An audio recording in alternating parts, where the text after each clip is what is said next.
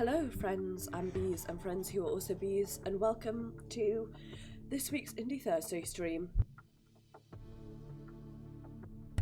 If you couldn't tell from my whining on Discord or Twitter, I have a cold, and the cold is pretty kicking my butt real bad.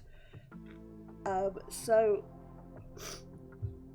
nonetheless, we are really near. I think we are maybe 1 or 2 chapters plus the epilogue away from the end of Onikakushi, so I am gonna go ahead and get on with it, I suppose. Let's actually swap to the GP. There we go.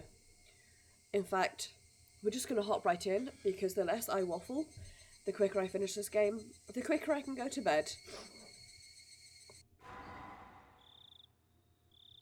So let's pick up where we left off. Whoops. By accidentally pressing start rather than continue. Whoops. Just pretend you didn't see that.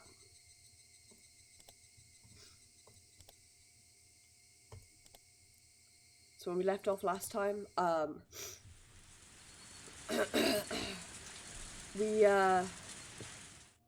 read these actually.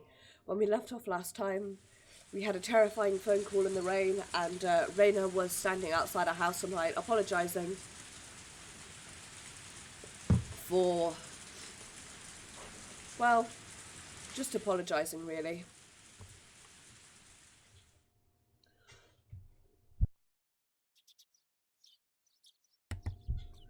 I guess I'd be lying if I said I didn't get any sleep.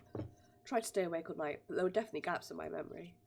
I guess I kept nodding off and jerking awake in a panic all night. Spent all night hugging the metal back and sat on top of the futon I used to barricade my door. Waiting, watching just in case something tried to break in through my window.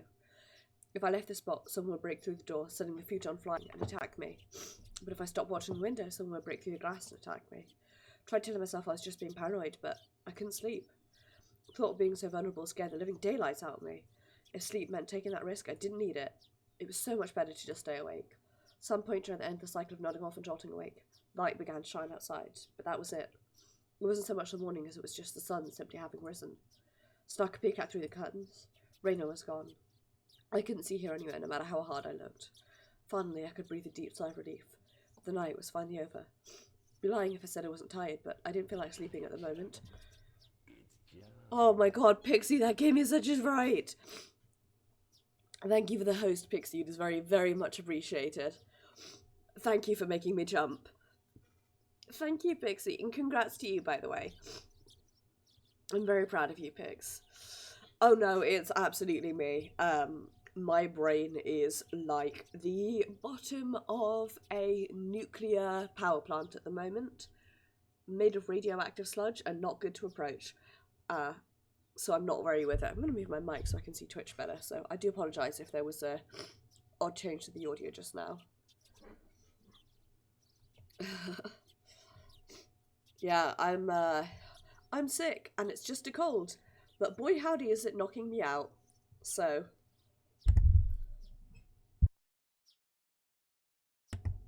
I'm occasionally going to be muting myself so that I can like cough or blow my nose without it being on mic. So it's my sexy husky cold voice that made my mum cut off a phone call that normally would last half an hour. She was like, "You sound really bad, I'm gonna let you go." And I'm like, yeah I do.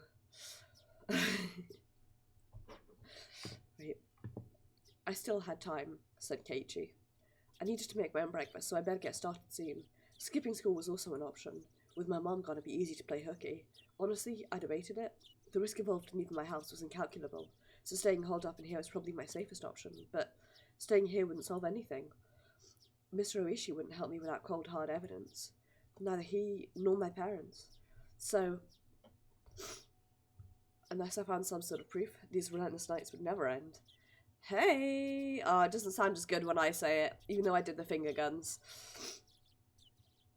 I'm just bad at emoting with my voice at the moment, more so than usual. I stretched my body, tilted my head back, and closed my eyes just like I did every morning. Might be about to sneeze. Regulated my breathing and regained my senses. Calm down, Keiichi Maebara. Let's go to school. Let's go to the school? Let's wait until they set their trap for me. But that didn't mean I was just going to twiddle my thumbs. I needed to avoid that trap and secure irrefutable evidence. Take note of the plates of any car that drives by. Accidentally swallow a throat lozenge and nearly choke on it. If I see someone suspicious, check their clothes and face. Wasn't just protecting myself. I was preparing myself to turn their attack against them and retaliate. Tension was similar to when two samurai were both aiming to slay each other with a single motion as they drew their katana. I was not at a disadvantage. I would have a chance to retaliate. No worries, Pix. Take care. Have a safe trip home.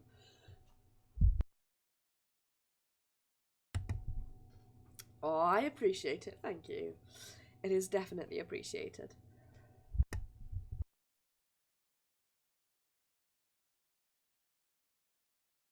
I'm really sorry, by the way, if you can hear the sound of me clicking the mute button on my mic.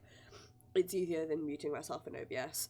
But I think it may also make like a clicking noise, so if it does, I'm sorry. I finally felt a bit of courage growing in my chest. Alright, let's go to school. I tightened my grip on Satoshi's bat. He was the only partner I could count on. Satoshi, please lend me your strength.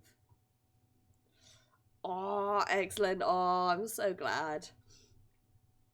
It is a really good emote. I'm so happy with it. Neff did such a good job. I really love it. I feel like I need to eventually dye my hair that like turquoise blue to match it.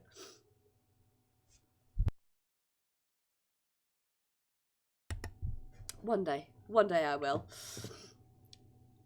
Satoshi, please lend me your strength, and entrust your dying regrets to me, since you were probably murdered. I'll make sure I dispel. With a renewed resolve, I checked the clock. It was still early. Of course I was going to school by myself today, but I didn't want to run into Reina or Mion. I needed to leave now. Shattered fragments of the cupboard were still strewn all over the entryway. Right, I meant to clean that up last night, but never got around to it with a phone call and everything. My parents came back and saw this while I was at school. I would never hear the end of it. Still, I'd be wasting time if I cleaned it up now, and considering what would happen if I ran into Reina or Mion, it wouldn't be too late to clean it up after I got back home. Making extra certain that the doors were locked, I left the house. My uniform was still covered in mud from yesterday, so I left it in the washer. Today I was going to go to school in a tracksuit. By wearing a different outfit this morning, my mind was forced to accept that today was different from yesterday. I had a hunch. Today might be the day I get killed. Keep your guard up, Keiichi Maebara. Only one who gets to decide if today is my last is me. I have another throat lozenge.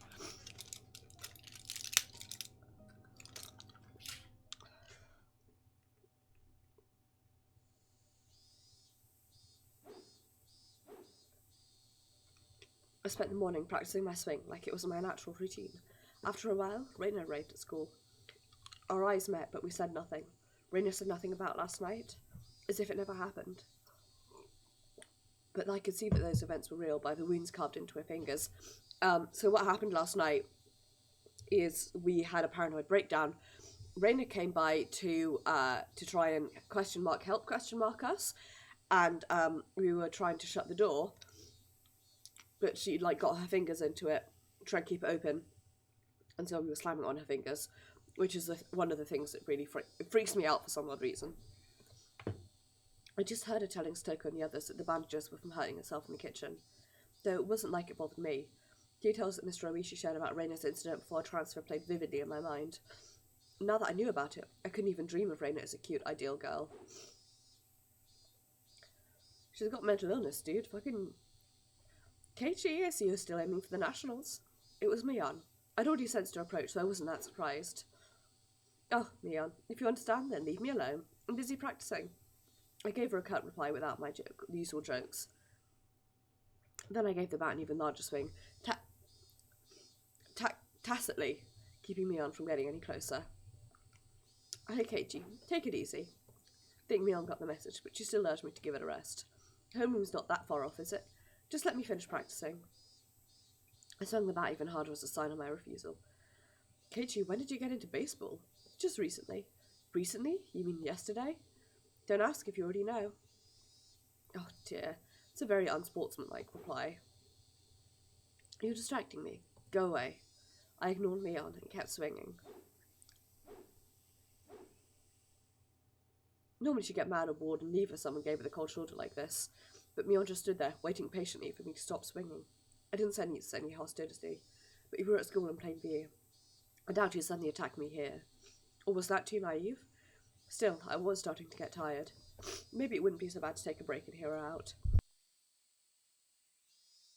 You need me for something, right? What is it? Sweat had poured from me as I stopped swinging. I noticed my shoulders were heaving as I breathed. Cursed my lack of exercise. At this rate, I might not be able to move as needed when the time came. I'd probably keep practicing my swings to build stamina in addition to the excuse for carrying the bat around with me. Well, it's nothing important. If you're tired, I can ask again later. No, it's fine. I'm only dealing with you right now because I judged the situation to be safe. Talking to you alone and away from the others? That's out of the question. Well, Mia was uncharacteristically trying to choose her words. Unlike Mr. Oishi, it didn't look like she was going to talk about something I'd rather not hear. Mia was puzzled, trying to find the right thing to say. Then she gave a hearty laugh to break herself out of that mire. Some man's just no good at this stuff. Having a poor vocab hurts. What's this all of a sudden? If you have something to say, just say it. Stop it. Stop that swinging. She cut straight to the point. Her request was so frank, I didn't understand it for a moment. I'd already stopped swinging to listen to her, hadn't I? I just stopped, didn't I? That's not what I meant. I want today to be the last day you swing that bat. I'm sorry. It took me some time to understand what she was asking for. What's wrong with swinging a bat? Why? It's none of your business, is it? I'm not bothering anyone, am I? You are. Neil said it flat out. It didn't make any sense, and that was really irritating. When did I bother anybody? Neil was at a loss for words. She finally made up her mind and spoke, though she stuttered as she said it. Because, Keiichi, that's someone else's bat. You shouldn't borrow it without permission. It was left behind by a student who transferred, right? I'm just borrowing it until he comes back for it. Huh? Yeah, he transferred. Mion grew uncharacteristically flustered. He made it all too clear that his transfer was a lie. But strange, isn't it? For the older brother to transfer by himself, while his little sister stayed behind. Mion couldn't hide her reaction as my words shook her up. Keiichi, you knew? Stoshi Hojo, Stoko's older brother, right? The one demoned away last year. Unable to respond to that, Mion fell silent. Marina asked the same thing. Why did you start swinging that bat? She told me Stoshi did the same thing, practicing his swings, right before he went missing. So, is this some kind of omen for Oyashiro-sama's curse? Shh! Mion panicked and looked around. Please, Keiichi, don't mention Oyashiro-sama so recklessly. I don't believe in him, but the others very much do. Reina especially. Dangerously so? Anyway, you're scaring everyone. If you're just fooling around, then stop it. You have to stop acting like Stoshi. I was the one who was scared. Who do I have to thank for taking up the spout in the first place? But it still unsettled me knowing that my actions were overlapping with Stoshi's. It'd be one thing if someone suggested it, but I thought I was making my own decisions. I'll say this now, I don't know anything about Stoshi. After all, you didn't tell me anything about him. We didn't mean to hide it. You were hiding the incidents that happen every year, weren't you? It's because we didn't want to, you didn't want to scare me? It's your reason for leaving me out? No, we didn't mean to. Mion, I asked you directly if something happened at the dam, didn't I? And you told me nothing happened. But someone was dismembered and murdered. You lied to me. I'm sorry. I didn't mean to lie to you. Friends don't hide things from each other, right? Isn't that right? Then you all aren't my friends. Keiichi, Mion looked helpless and flustered. Was I imagining the tears in her eyes? I never could have imagined Mion acting like this. Oh, by the way, those Get Well Watch you brought me the other day, they were good. I thought I was going to bleed. Who did it? You? Or Reina? Me. She admitted it so easily. Couldn't help but be surprised at how easy that was. You could have killed me. How could you do that to a friend? But it was just a little prank. Mion gave me a wry smile mixed with confusion, causing even more anger to well up inside me. You think that was a prank? I grabbed Mion by the collar and lifted her up. It wasn't the same as putting Tabasco sauce in a piece of mochi. It was a needle, a sewing needle. If I'd swallowed that, lodged in my throat, what did you think would happen? Mion's face froze, his body rattled in fear. It wasn't the Mion Sonozaki I knew anymore. Anyways, you're not my friend. There's no reason for me to listen to someone who's not my friend. So just leave me alone for a while. Got it? Mion wasn't replying anymore. It won't be that easy to erase me, you know. The cops have been onto you from the start, so don't think you can make me disappear like you did Satoshi. I said it clearly. This was my declaration of war. I think you guys are suspects of the previous incidents too. I also know you spent a lot of time with the cops ever since the anti-dam movement. Don't think you can hide it from me. Got it? How did you know? Mion stood there with a dumbstruck look on her face. Throat lozenges hurting me. That was when I heard the principal ring the bell for school. It was time for morning homeroom. Let's go. Class representative needs to be there, right? At that moment, for the first time, I realised Mion was sobbing as tears ran down her cheeks. You're so mean, Keiichi. I wanted to console her, but I shut my mouth. No need to feel guilty. I'm going. Don't be late for homeroom. I left Mion still shaking as I turned around to head for the entrance. I had no idea how troubling it was to make a girl cry. Behind my back, I could hear her muttering. It was a fake mutter as she was speaking to herself. Keiichi, you fucking arsehole. So that's how it is. Huh? She wasn't saying it to anyone. It was Mion talking to herself. But it was a sobbing voice that had a kind of giddy, cursing tone. I inadvertently stopped and turned back towards her. So it was that bastard. He leaked it all to Keiichi. She balled up her face as her tears continued to rain down. She glared at a spot on the ground with a terrifying, yet smiling face, cursing. A chill ran down my spine from that demonic expression. Mion's transformation was different from Reina's. I should have killed him back then. He forgot the mercy I showed him just because he was going to retire this year. Retiring this year? She's talking about Mr. Oishi? Damn it. I'm gonna kill that damn old man. Oh! Felt like the air itself had begun distorting. Mion at the centre, the world had begun to twist and spiral, bending, whirling. This was the first time I'd experienced such a visage. Rise? Attention? Mion made up an excuse for red eyes by saying there was something wrong with her contacts.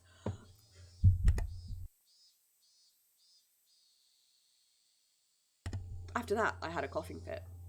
After that, neither Reina nor Mion spoke to me for the rest of the day. Neither Stoko nor Riko-chan looked me in the eye. Strangely, I didn't feel hurt. Everything had just went back to the way it was. I was taking my jacket off. The months since I transferred in had been almost too much fun. That was all. School was supposed to be something like this to begin with. I should have disliked that feeling, but today it felt oddly refreshing.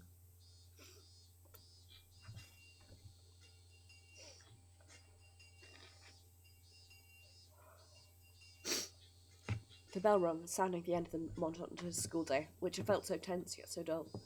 Since it recalled lots of unpleasant memories if they asked me to join in club activities, I promptly started preparing to go home without even looking at them.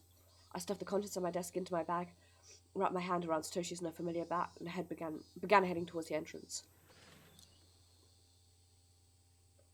I was assailed by both the exhausting relief that nothing had happened today, and the tiring possibility of the same thing repeating tomorrow, but deep down inside me, far beneath in the recess of my heart, achingly, I knew this would be the last day of this cycle. I couldn't tell how the ending would be, whether it would end as I wished it to end, or if it would end as I hoped it wouldn't. Regardless of my current state, there was something more important than how things would end. There was something I wanted to know. Why did I have to be killed? How did it come to this? Why? For what purpose? The sunlight was relentless. The sun, the heat, even in the air, they wouldn't give me my answers. Could it be that the cries of the Higurashi were desperately trying to tell me something? Somewhere, mixed in with their shrieks, Mr. Tomitake, just Tomitake, I should say, and Satoshi were also probably trying to tell me something. I simply haven't been able to realise it yet. When do I realise it? I wonder if I'll be amongst the Higurashi When I do realise it, I wonder if I'll be amongst the Higurashi fruitlessly crying to the next victim. Glancing down at my feet, I saw a Higurashi on his back, spasming weakly. It me!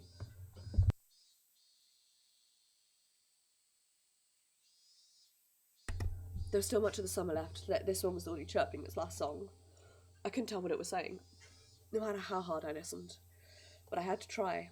I had to try to listen to what it was desperately trying to tell me.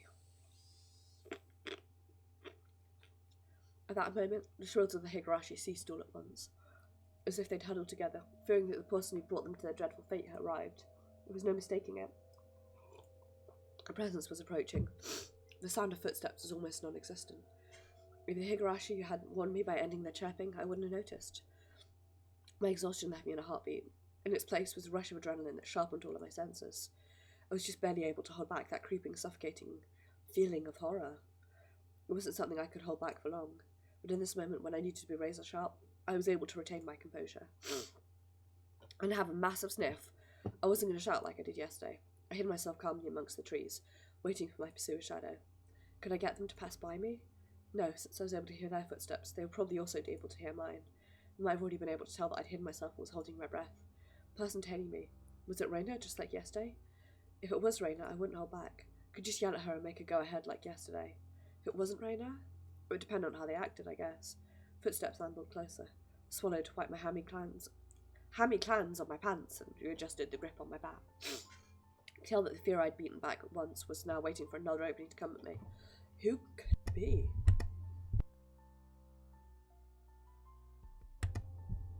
Another coughing fit. I peeked out from behind the tree at the person following me. My imagination hadn't led me astray. It was Raina. It was a bit of relief as I realised it was someone I knew, but that feeling left me in an instant. It wasn't the same Raina that I knew. Her eyes were dark and lifeless. I hate this image so much, it freaks me out so much. Her eyes were dark and lifeless, but her mouth appeared as if it was carved into a crescent. Yes, it looked as if she was grinning slightly. And in her right hand was an axe. I hid myself behind the tree once again, and recalled the unbelievable sight I just saw. What was that just now? The embodiment of terror laid bare. Baseball, practicing my swing, there were tons of excuses for me to carrying a bat. But for that axe, there was no excuse for that. An axe just like that? Keiichi, are you playing hide and seek, I wonder? My heart was pounding, hard enough that I had trouble breathing. What little composure I had been able to hold on to was now crushed. In its place, cold sweat gushed forth, covering my entire body, letting me know precisely what kind of emotion had taken hold. Not good, not good, not good. I wasn't able to hide myself completely. She already knew I was here. Were you trying to scare me, I wonder? Decided it would be better to reveal myself now, since there was still space between us, than allow Raina to come any closer. Adjusted my grip on the back again, readying myself mentally, and stepped out from behind the tree. I found you, Keiichi. Raina was pleased that she found me, eliciting a mysterious giggle. Her mouth was smiling, but her eyes told me she was displeased by the fact I'd been hiding. Those eyes, they were just so empty. My legs began to quiver. Oh, not good. In the pit of my stomach, some sort of viscous, hot and cold substance began spreading around. If I allowed it, that substance would slip into my bloodstream and undoubtedly freeze all the organs in my body. Not good, not good. I'll be devoured by Raina at this rate. Strike back. Don't lose. What is it? I blustered, hiding behind my bravado. But Raina didn't flinch one bit. Just the same as Keiichi. I'm heading home. Then what about that axe? Then what about that bag you're holding? I'm practicing my swing. Then I'm treasure hunting. Raina gave a flippant explanation as to why she had such a fearsome weapon. It fair. Treasure hunting? At the treasure mountain near the dam site. I found a new cute thing, so I needed this to dig it out. How could I believe that? You wouldn't believe it, would you? Raina's laugh was obviously very strange. I'd seen Raina's transformation many times before, but the one today was completely different. Like a mischievous tone and a shrewd glint in her eyes, wasn't something that roundabout. I'm not sure what to say. It was just so odd. Wait, Keiichi. Raina didn't stop walking, even as she let out that eerie laugh. Whenever Raina got too close to me, I would scurry away and turn back towards her. The cycle repeated over and over. No matter how you looked at it, I was being chased by Raina, was trying to escape. Don't follow me! I can't do that. My house is this way, after all. When I met with Raina on this road yesterday, she cowered and trembled as she followed my commands. Today was different. Raina didn't show a hint of trepidation. Actually, wasn't I the one who was cowering? The way home for Raina and me was the same, that's fine. I'd just change my route. That'd work out, wouldn't it? I turned onto a side street I'd never been down and knew little about. But Raina saw me do that and followed me while laughing. Why? Why? Aren't you going home? Then just go home down the street you normally do. Why would you follow me down this weird little side road? Those thoughts screamed in my head, eventually spitting out my mouth. Why are you following me? The tone of my voice was sort of tinged with terror. Because I want to talk to Keiichi. Keiichi wants to talk to Raina too, doesn't he? Doesn't he? I don't want to talk about anything with you. It's a lie, isn't it? There's something you want to ask me about, isn't there? Not at all. I have nothing to talk to you about. It's a lie, isn't it? It's not a lie. Lies! Rainer's scream echoed, startling some nearby birds into flight. I cringed in fear. The only other thing I could do was increase my pace. Let's talk, Keiichi. Talk. Talk. Why was I running down this unfamiliar and deserted street? Doesn't Keiichi have something he's worried about? Nothing at all. I'm not worried about anything. Lies! Even though I was running, even though Rainer was walking, why wasn't I getting any farther away? I know, I really do know. You're scared, aren't you, Keiichi? I'm not scared. I'm not scared of anything. Lies! I can't imitate this laugh too much. It's really hurt my...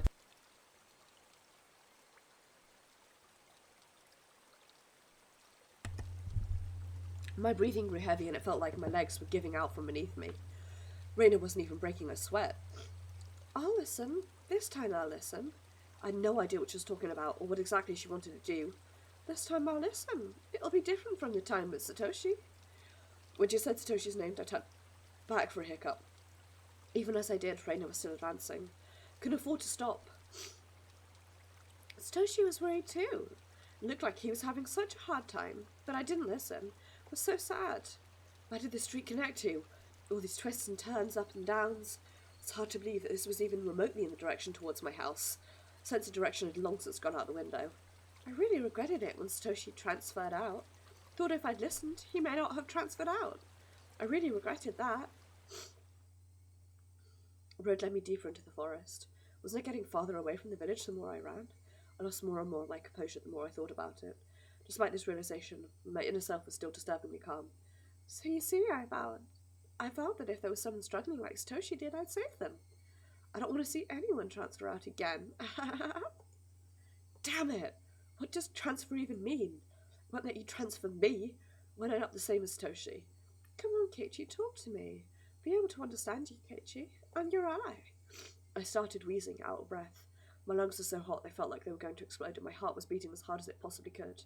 Should have practiced running instead of my swing. Couldn't even afford to scoff at that stupid thought. If Keiichi doesn't have anything to worry about, he'll go back to normal. Everyone will be back to being friends and we can enjoy club activities again. Next time, we'll team up and beat me on. Yeah, how much fun would that be? Rainer couldn't even imagine how much I'd wished I could turn back the clock on these past few days. You could be nice to me again too. I want to go searching for treasure again. This time I'll prepare a nice lunch. Actually, we could just go right now. Let's go up to the dam site together. I'll show you the cute thing I just found. I'm sure you'll like it too. Hi Nagels, I hope you're doing well. I have a bit of a cold, but we're pushing through anyway. My footsteps made pathetic flapping sounds as my legs wobbled and faltered. All that's happened so far is that we had a rough day at school that was mostly just tension, and then Rainer's following us home. Hot on my heels, Rainer's steps were sharply breaking twigs underfoot. I had to accept it. I was on the run, being chased by Rainer. If she caught me, it's all ogre. I realised it instinctively. Couldn't even begin to think of what the end would entail. Just that if I was caught, it was all over. It's all I knew. Didn't matter how it was going to end. I wouldn't let it end. Not without knowing anything. Not yet. A momentary lapse is all it took. All the things that could have happened. My knees buckled underneath me, and I crumbled towards the ground. F. Tried to stand frantically, urging my legs to respond. I used my bat as a makeshift cane to prop myself up, but Rainer was already standing right in front of me. Compared to me, out of breath and utterly exhausted, Rainer was so cool and composed she could have frozen the air around her. She wasn't breathing hard at all, rather. I couldn't even sense if her heart was beating. Are you afraid of something, I wonder? It's not like you to tremble, Keiichi. Ah. Can't imitate that giggle. Hurts my throat too much. Her expression looked almost affectionate. Those soulless eyes, that mask of affection. As she admonished me for trembling, Rainer's hands deftly slipped over her head. Blur of arms as they moved made me feel as if I was staring at the godliness of a thousand-down Buddha. Then, as both of her arms bent above her head, the axe that she held came to focus. Stared up at it in disbelief. It was all I could do. Tell me, What happened to Tell me what happened to Satoshi. Forgot who was speaking there. Accidentally gave Keiichi my creepy Reina voice. Reina stayed like that, with the axe raised above her head and solemnly opened her mouth, as if she was expressing a farewell to a friend she was never to see again. That cruel scenario resided somewhere in her actions. I told you. Satoshi transferred. Out. Enough of that transfer crap. It means demoned away, doesn't it? Doesn't it? You can tell me now, can't you? Who made Satoshi disappear? Was it you, Mion, or someone else in the village? Answer me. Became frantic the more I screamed, but Reina did nothing but maintain the smile frozen on her face. I've no idea what Keiichi is talking about. Then I'll say it in a way so that you do. Who is the perpetrator of this chain of mysterious deaths? You seem to be confused, Keiichi. What? There is no human perpetrator. Everything is by Oyashiro-sama's will. Isn't Oyashiro-sama's curse just superstition? You believe in that too? It's not about believing or not. Oyashiro-sama exists. Period. Reina's gaze grew even more gelid. The ferocity of her stare was so intense, not allowing me to question anything. Just no way that something like Oyashiro-sama could exist. You don't believe in Oyashiro-sama? There's no way I could believe it. There's no way it could exist. It exists. Oyashiro-sama exists. Keiichi should have felt it personally. I never felt something like that. Keiichi, haven't you felt someone apologising to you before? Constantly on top of that? All noise from the outside world disappeared. Only Reina's voice resounded loudly and terribly. You see, until you forgive them, they'll always be with you. At school, at home, at your bedside. I couldn't understand what Reina was saying. Came to me too. Oyashiro-sama did. That's why I transferred and came back to Hinamizawa. I don't understand. I don't understand. What does transfer even mean? What was Reina saying? Hasn't Oyashiro-sama come to you as well, Keiichi? Probably the only one you can confide in. I won't let you transfer out, okay? I am not reading that out loud.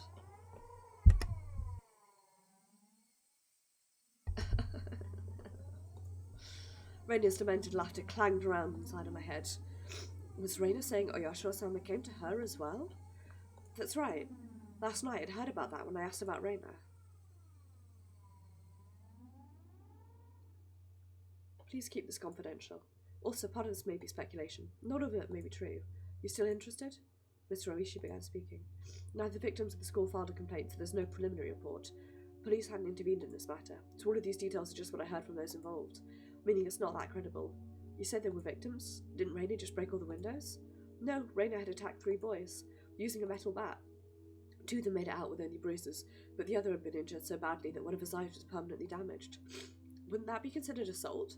Shouldn't the police have arrested her? For whatever reason, the victim never pressed charges. There was no report to the police, so they were beaten with a bat and suffered significant injuries. Normally there'd be a criminal investigation, but why didn't they press charges? Tried asking the 3 male victims for their side of the story, but they were all reluctant. It's hard to say, but they were all afraid, even after she transferred schools. Mr. Oishi, could you summarise starting from the beginning? Reina hit people while she broke the windows, or was it she started breaking windows after she got bored of hitting people? Sounded similar, but the meanings were drastically different. On an undisclosed date, Reina Ryugu was conversing with 3 male students, close friends of hers, near the pool shores shed. Who were those 3? Can't reveal their names, but they were close to Reina, and it seems they were a group of friends. She was the lone girl in their group, so it wasn't that strange that the 4 of them were together. So what happened? I don't know the reason why. She took the baseball team's bat that was in the pool storage shed and beat the 3 of them down one after another. What? There were no witnesses. This was an account pieced together by the information given at the time of the incident. Snuff. One day after school, Reina and 3 male students were at the pool storage shed talking together.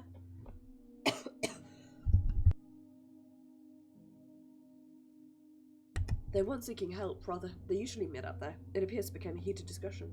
That time, Reina underwent a change.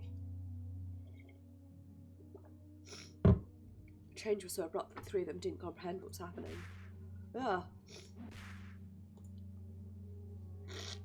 Then taking the metal bat, she attacked her friends one after the other. I'm really sorry you get all these gross sniffing noises. Hopefully this cold clears up soon. Leaving her friends covered in blood with gashes on her head, she made her way towards the school building. Then she broke the glass windows one after another. A few minutes later, a teacher appeared on scene and subdued her. Lynn, you came in very near the end to a story about how our good friend Reina Ryugu had a mental break and beat some boys up and then smashed a bunch of windows. I have a really bad cold and I've been coughing and sniffling. So, I'm sorry. What was this change Reina underwent? What matches up in the statements from the three was a sudden change. The point that there was a transformation. Transformation? I also could recall Reina's transformation. I'd seen that change many times before. It was so different from the usual Reina that I couldn't help but believe it was someone else who looked like Reina.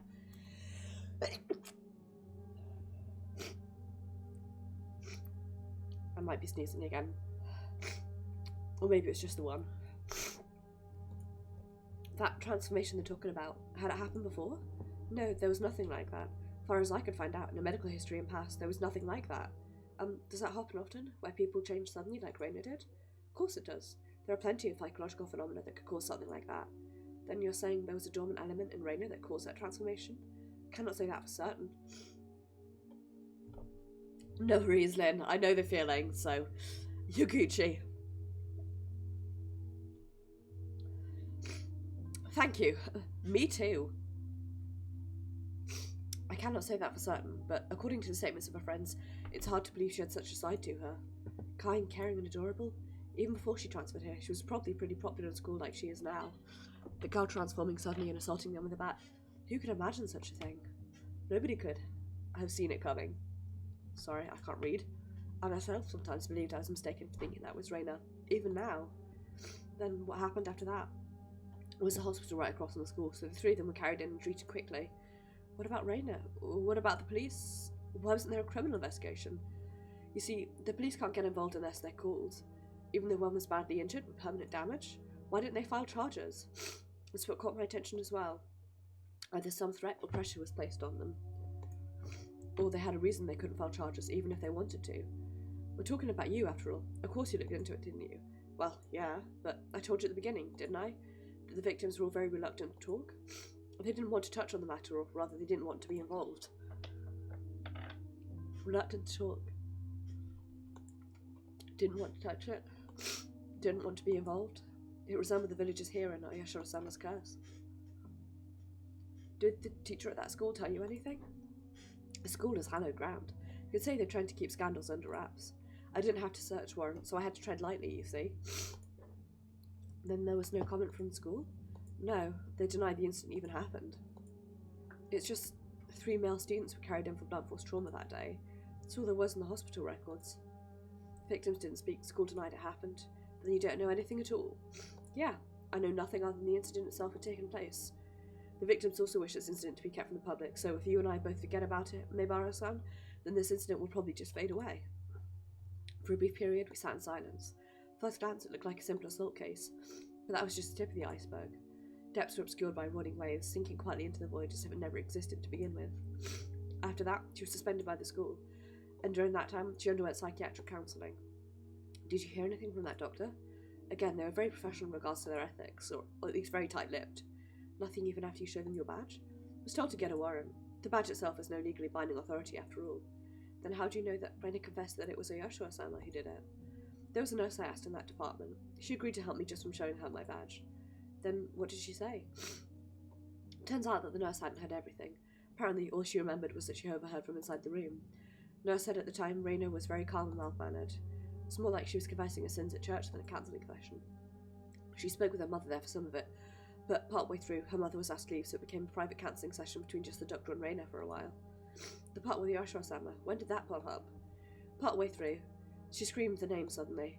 That startled the nurse, and that's why she started listening in. Sorry for the sniffs. It was Oyashiro-sama. Reina suddenly shouted that. I had no idea what she said before that, so I had no idea what the meaning behind it could have been. Doctor, calmly, collectedly, asked Reina to have a seat.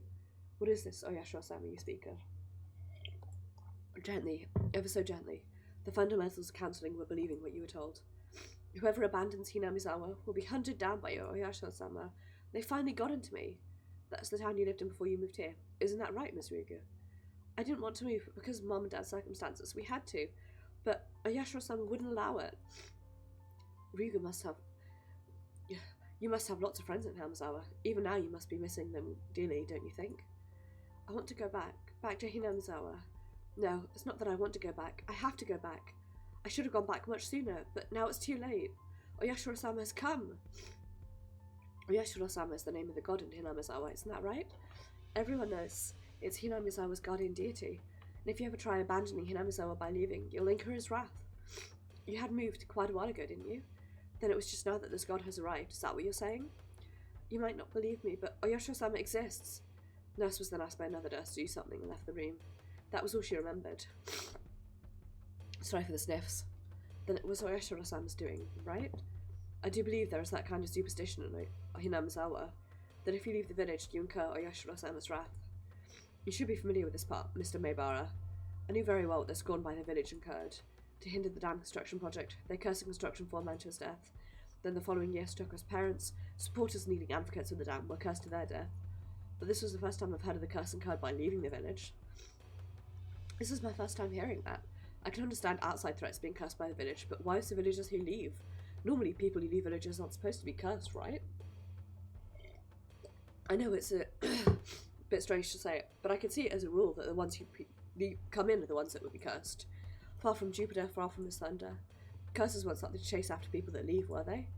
Mr. Orishi pondered for a bit on the other end of the receiver, then began speaking again. Well, I told you of long ago when Hinamizawa was called Onikakushi, didn't I? I recalled hearing that. Long ago, Hinamizawa was feared and respected as the village of ogres. It's all ogre now! Villagers at the foot of the mountain worshipped the ogres, so Onikakushi was hallowed ground that you could never enter. Came out to be that if you entered carelessly, you were cursed by your Oyashiro-sama. Those who set foot on Onikakushi, in other words, Hinamizawa, would be cursed. I can understand that. I know that, but for leaving to also be no good? That's also the ogres, you see. They were being strictly watched by Oyashiro-sama, so they would not enter into our world. In other words, Oyashiro-sama probably restricted interaction between Onikakushi and the rest of the world. I see. I finally understood what sort of thing Oyashiro-sama was. So basically, Oyashiro-sama is more like a warden than a protectorate deity, I guess. Trying to keep this place isolated from the rest of the world.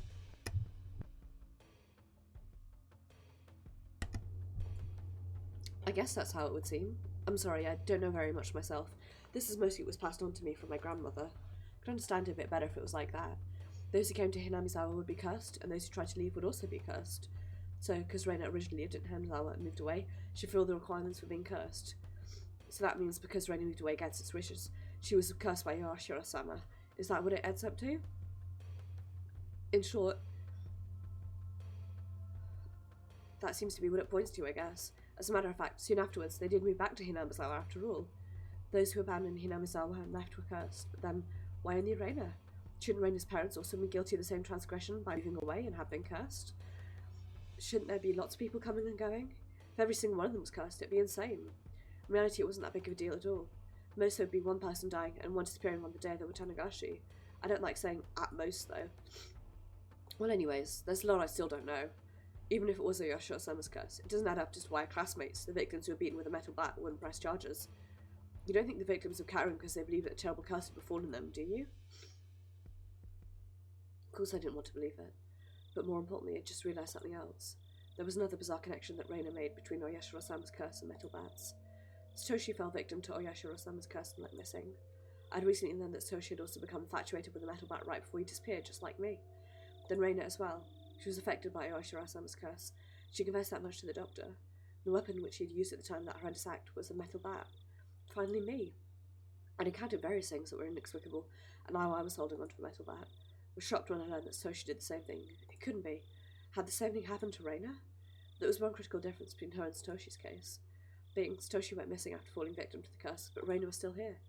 Both of them had fallen victim to Oyashiro-sama's curse, yet they met with different endings. And finally me. Couldn't call it a coincidence anymore. Reina, Satoshi, and finally me. Could it be that I really was under Oyashiro-sama's curse right now? More importantly than that, what should I do now? Satoshi had been demoned away, vanishing without a trace. Reina was fine. Fine? Reina had undergone a change.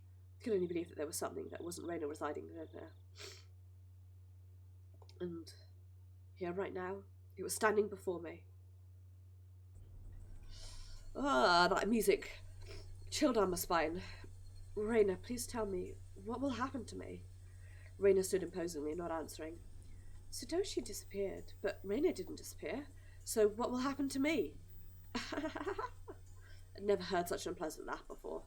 Become akin to the sound of her breathing, no longer a voice or expression of feeling. Don't worry, I'll save you. Raina took one step forward, still holding the axe high above her head. Now then. One step closer. Raina's face fed out to fill my vision. Speak. One step closer. Raina's nose was close enough to touch mine, and still pushing closer. Something you want to say, isn't there? I'll listen. I'll save you, okay? Speak, okay? Speak! Okay? I slumped down, landing squarely on my butt. It wasn't for some pathetic reason. It was all I could do to get as far away from Raina. I had the gut feeling I couldn't let her laughter end. Because when that laughing ended... The moment I picked up on that feeling, my body moved by instinct. Sprang to my feet so fast even I couldn't believe it, and pushed Raina away with both hands. Raina was as light as a feather. Thrown about by the unbalanced weight of the axe, she was sent backwards as if she'd been carried off by the wind. To confirming that out of the corner of my eye, dashed off at full speed. I was the perfect picture of fleeing like a greased pig. Get away from Raina. Run away. Survive. Couldn't think of anything other than this. When I was running, I remembered I'd been holding onto a bat the entire time. Such a worthless weapon. Couldn't believe I'd forgotten about this weapon at such an important time. I sped even farther down the winding path. Didn't even feel myself gasping for breath or my legs getting heavy. My body understood it as well. If I didn't run away from here, I wouldn't live. Could hear the laughter as that simulacrum of Raina coming behind me. Rang through the trees and in my head, and slowly chisel away at my sanity. The grove of trees thinned out, my field of vision suddenly expanding. Where was this? For a moment I was bewildered by the scenery I felt I knew, but couldn't quite remember. I quickly realised. It was the dam site. The fact that I dashed madly and ended up in a place like this gave me a bad feeling, like I was following some scripted plot. Wink! I had a good view of my surroundings, but I didn't see a single soul here. It was a terrible spot for someone on the run, but there was no better place for an attacker. My heart was already on the verge of bursting. The muscles in my legs were screaming, but I didn't care. If I stopped here, then they might not even be able to scream for much longer. Even still, I glanced back, looking for an excuse to rest. Raina wasn't there. Instead, I saw two villagers walking around. I breathed a sigh of relief that it wasn't Raina, but a third party. Except the voice beside me rang the alarm once again. Villagers walking around weren't suspicious in themselves, but it bothered me. They both wore rough-looking clothes. Empty-handed, they definitely gave the impression they were just out for a walk, but this time of day, two adults wandering around without a purpose, it was enough to raise questions. But more than anything else, those eyes. They weren't chit-chatting or walking. They were both silent, heading forward, looking in my direction. Was I at the end of my rope and had finally started imagining things? Should run away. That was probably the best choice. If they weren't involved, I'd lose them easily by running. If they were part of the group after me, then they would come running after me. Either way, unless I hurried up, Raina would catch up with me. That's right, I was going to run. Deciding that, the moment I began to turn tail, both of them rushed towards me as if they knew exactly what I was thinking. Somewhere beside me, I jumped to the conclusion that Raina was the only thing I needed to be afraid of. Made the assumption that I didn't need fear anything else. Right now, I realised just how blatantly wrong I was. Suddenly, the story Mr. Oishi told me about all the demons all leaving the village to hunt prey floated through the back of my mind. Could tell they were both coming after me without even turning round because of their frenetic footsteps. It was frightening, being unable to shake Raina off as she closed in on me, but this didn't even compare. Being pursued with such violent ferocity, the straightforward horror was unparalleled. One of the pursuers' arms grazed my shoulder. Now it wasn't just their freeing footsteps, but also the distinct sound of their breathing I could hear. I could practically feel them breathing on me. They're already right behind me. Calm down, Keiichi Maebara. Still running at full tilt, I felt the surrounding area go still. No, it felt like time itself had stopped. Turned my head back slightly in that frozen world, realising how close my pursuer had gotten to me.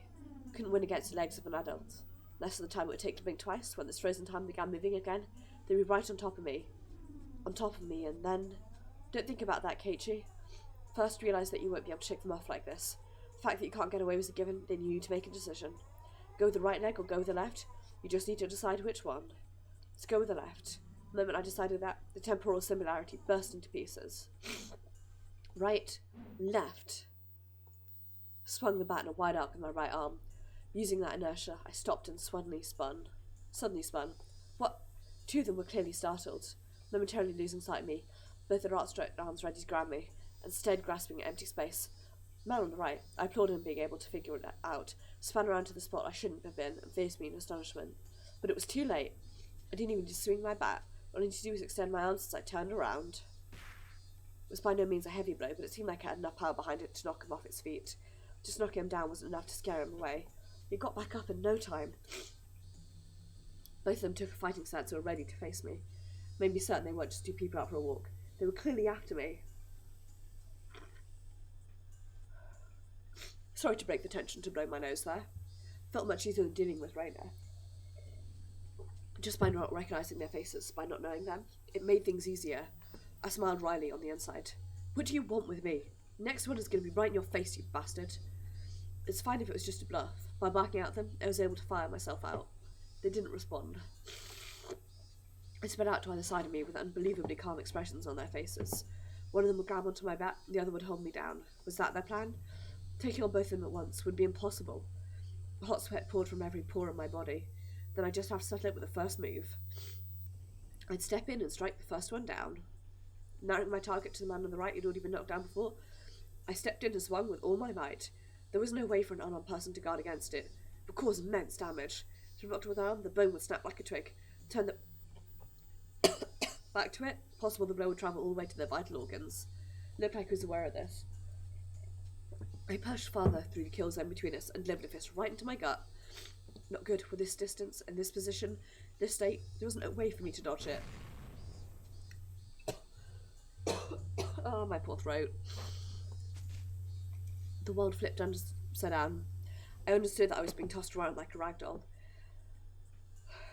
I landed on the soft earth without sound, feeling the grainy soil pressed against my face. It didn't hurt at all. But at the moment, I thought that I suddenly felt pain coming from the abrasions on my skin, as well as the contents of my stomach being forced upwards, flooding my mouth with bitter sensation. I knew very well that I didn't have time to relish the experience. Do it quickly as I could, but that other man was already barreling towards me. Being able to comprehend calmly that I simply couldn't dodge it made it all the more upsetting.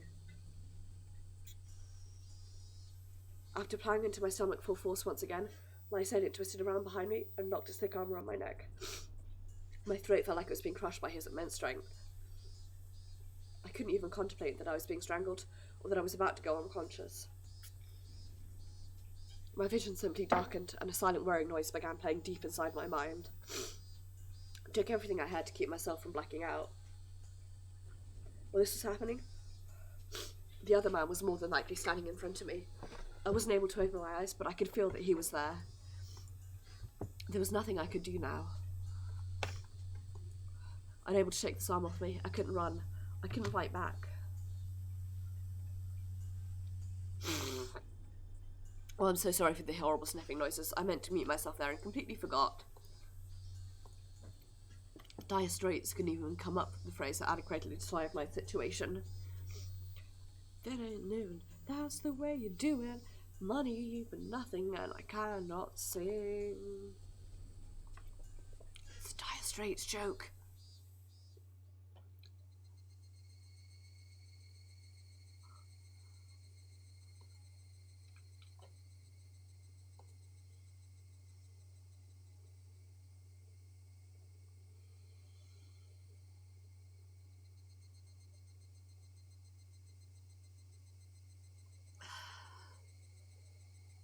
My anticongestant started working and I can breathe again. It's a miracle.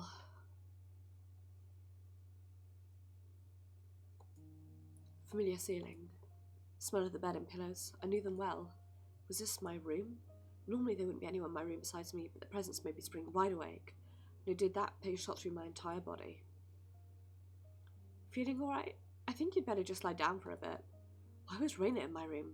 Blood began to surge from my muscles and my capillaries, but Raina's smell belonged to the Raina I knew well. I knew I shouldn't let myself feel this way, but I relaxed thinking that this version of Raina was safe. Why am I... Don't you remember? After losing consciousness, nothing at all. My body had become more lethargic than I could ever have imagined. Guess it would be the expected outcome after exerting everything I had back there. I tried to at least clear my head, but I just couldn't shake the shuggers feeling out of my brain. I called the doctor. He should be here soon. I think you better just lie down until then. Wasn't injured seriously enough to merit calling a doctor, but knowing that someone impartial was coming was slightly reassuring. Why am I here? I'm sure it was at the dam site. That's what I want to know. What happened? When I got there, Keiichi was already passed out. That's why I'm the one who wants to know. I was attacked by 2 weirdos. As I talked about it, I finally remembered what happened right before I passed out. Recalling that memory and the terror went along with it caused a fogginess around my head to clear right up. Let's forget about those 2 for now. I didn't expect Raina to be nursing me. Thought Raina was trying to kill me. She should have had the perfect chance while I was unconscious. Not only did she not kill me, she'd nursed me back to health. Amazing you could drag me all the way back here. Was I heavy? Looking at Raina's delicate frame, it was hard to believe she'd not only got me back home, but even dragged me all the way up to the 2nd floor. Did she have some help? Don't you remember, Keiichi? Raina appeared a bit surprised, but still kept her smile. I only propped you up on my shoulder. You said you could walk on your own and that you were fine. You don't remember? Didn't remember. My memory is fuzzy after the point where I lost consciousness. What about those 2? Huh? Well, when you got there, Raina, the ones with me, or rather those 2 guys. There wasn't anyone. She said it bluntly. The way she said it felt slightly unpleasant. I was just too timid at that time. Might have been able to force some answers out of her, but if I did that, this kind Raina might transform into the scary Raina who I didn't know. Fearing that, I didn't press any further. Thinking about it, it was the obvious choice. Both those men were there. I don't think Raina would even stood a chance. I couldn't find a way to explain it unless I assumed she brought me here after those 2 were gone. Raina was still smiling. Her eyes sparkled warmly. Yet, I felt like I was hallucinating when I saw something akin to a shadow slowly creeping across her face. That small omen sent shivers down my spine. Raina was still Raina. I needed to make contact. I needed to contact Mr. Oishi. Raina stopped me when I tried to get out of bed. She said to aggravate my wounds so I should sleep. I'd like to go to the bathroom though. Sorry. Raina couldn't say anything else.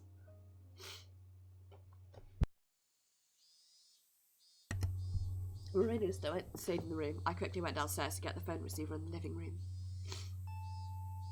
I approached the front door, the doorbell rang. Ding dong. Must have been the doctor Raina had called. It was strange for a patient to welcome the doctor who was making a house call, but it would be incredibly reassuring to have him here for the considerable time it would take Mr. Oishi to get here. Carelessly opened the door with that simple assumption and regretted it almost instantly. Mion? Oh, you look just fine. I heard you collapse, so I came to check up on you. How did you know I collapsed? I heard from Raina over the phone. Do I need any reason other than that? I understood why she'd call a doctor, but why Mion too? Raina was descending the stairs behind me. Raina, doesn't Keiichi look pretty alright? Sheesh, you made me worry for nothing. That's true.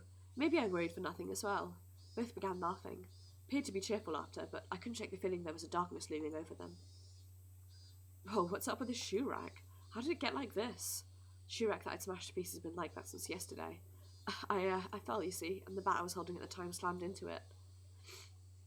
This is what happens when you swing around something you're not used to handling. Kept the fact that it was none of my business to myself. But leaving it like this will really startle your parents when I get home. I'll fix it up for you later. Now, come on, Keiichi. The terminally ill need their rest. Come on, back in bed, back in bed.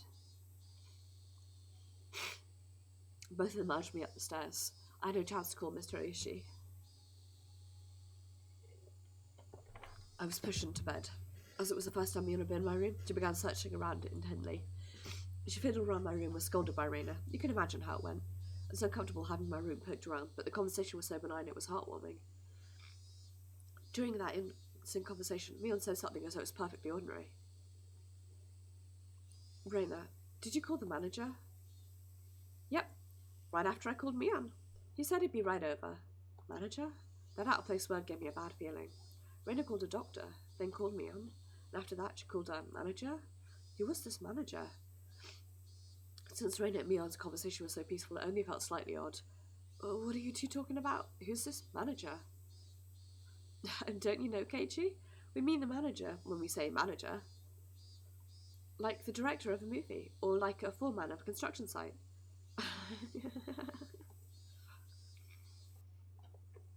And I threw on my memories for a manager who might have business with me. Only one thing came to mind. What Raina had just said. Construction site foreman. Very first victim of the first incident. Dismemberment at the damn construction site. The foreman? That was strange. He was supposed to be dead. There was no way they could call him. I don't understand what you guys are talking about. What does that manager have to do with me? You said he was coming. Did you mean to my house? I asked one obvious question after another, but all the two of them did was smile coolly at each other. There's a huge difference between how the two of them appeared and how my suspicions were playing out. Slowly, I felt discomfort and panic welling up inside of me. Couldn't understand what Reina and Mion were talking about. Keiichi, you've gotten into baseball lately, haven't you? Pretty sure the manager will be happy to hear that. So who is this manager? The manager is the manager. So who is this manager? Reina and Mion looked at each other and laughed haughtily. Disturbing cackle unpleasantly resounded around me. That laugh, long enough to be unsettling, ended abruptly. Oh yeah, we should finish up before the manager comes. You remember, don't you, Keiichi? Her face was laughing, but Mion's eyes told a different story. Remember what? Keiichi, had you forgotten, I wonder? About the penalty? About the penalty? Did you really forget? The homework with the mochi? The homework where you were supposed to guess which one Reina made? You forgot about that homework, didn't you? I certainly did have that homework, but I'd thrown away the rest of the mochi after I found that sewing needle, so I wasn't able to answer which one Reina made. Plenty for that. Why now? God, that music sends a chill down my spine. I lied about my decongestants working.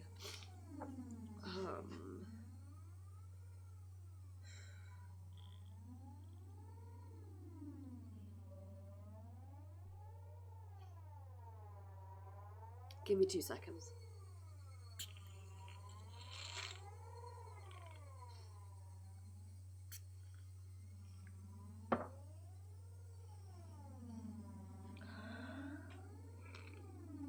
Maybe it'll work.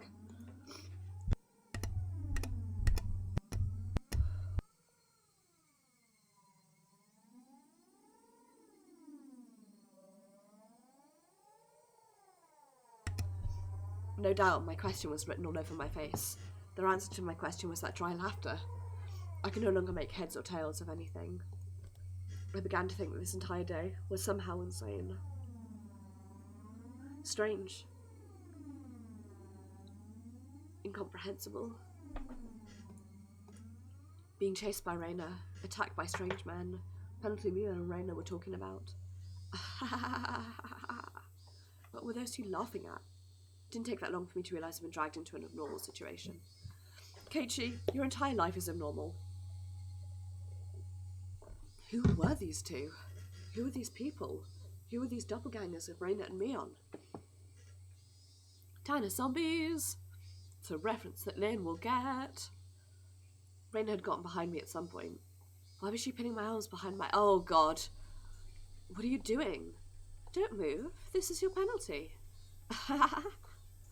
My body was already sluggish, and Reina pinning my arms made it that much harder to move.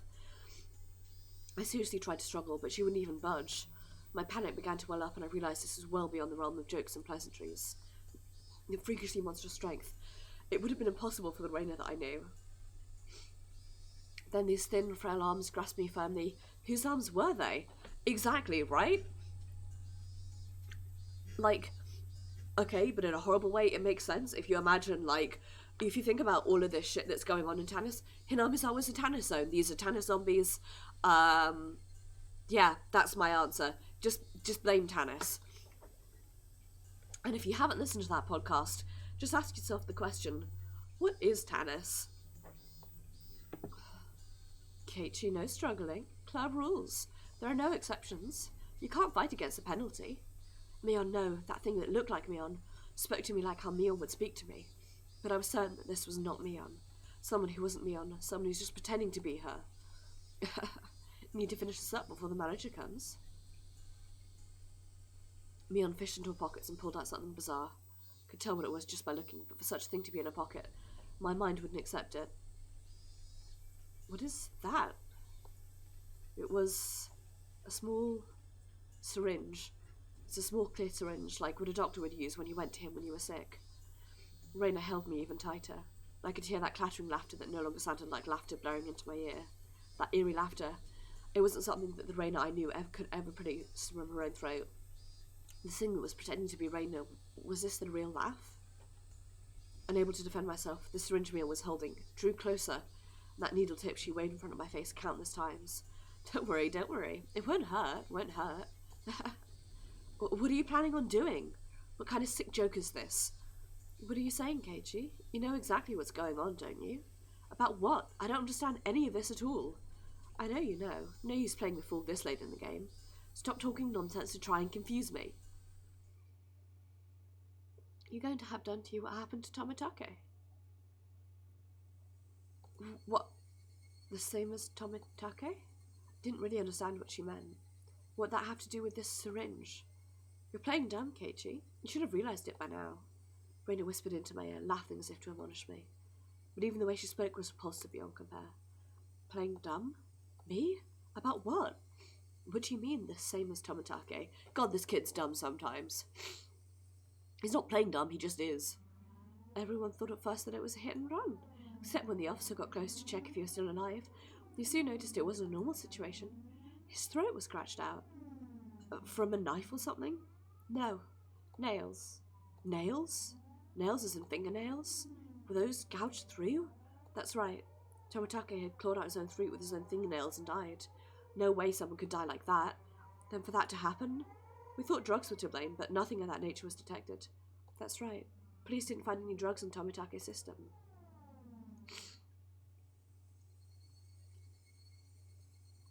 The police told me they didn't find any drugs in Tomitake's body. Gwee, gwee, gwee. Two of them laughed together with that sickening laughter. This is fair. Like, he has tendency in this game to be like, I don't want to accept the truth, so I'm going to pretend I don't understand, which is a very fair and like human response, but it's also really frustrating when you have worked out part of it before the main character has, and then he's like, well, I don't understand. I'm going to go into this flashback mode. And you're like, I know. I remember that. I have memories. Of course they'd laugh. To assume that such a medicine didn't exist just because the police didn't know about it was completely foolish. Meaning the drug that caused Tomitake to die in such a bizarre manner did exist. If you inject this into me, then that would probably be all the proof I needed. Basically meant I'd end up the same as Tomitake. Become hysterical, scratching at my throat in my last moments, then die. For such an outrageous drug to exist, for Mion to be holding it, and that I was about to be injected with it, at that moment, I did not feel there was any need whatsoever to question it. What kind of idiot, when he's trying to dodge a ball flying straight for his face, has time to think of a reason as to why it's flying at him? Me, I do. Just give up. Alright then. Mion's actions lacked any gravitas, and that made it even more terrifying. There was none of the ceremony like when someone is sentenced to death. No hesitation at all, as if she were brushing her teeth. Mion reached out with one hand and grabbed onto my chest. Felt like electricity had run through the back of my head, and the entire world had gone dark. Did I stand up too fast, or did someone hit me really hard in the back of the head? Having lost my sense of balance, I was assaulted by a wave of dizziness.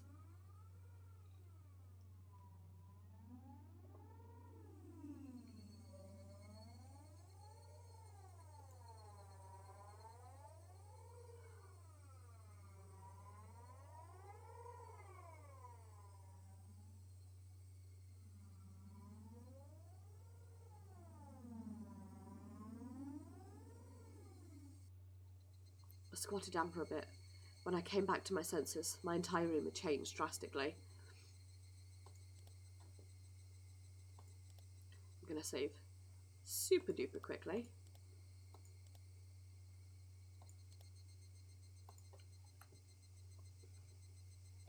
Numbness on my head was gone, and slowly, a bit of blood was flowing to my extremities again.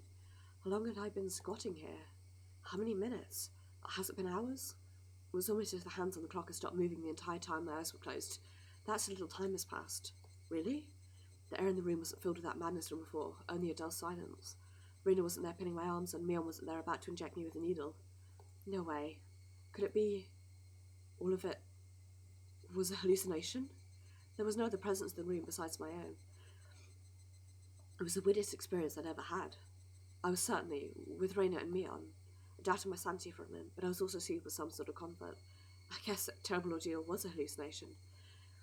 Neither Rena or Mion, they wouldn't ever do something so terrible. My head grew hot. I could tell my emotions were welling up. Why? There was no reason to cry.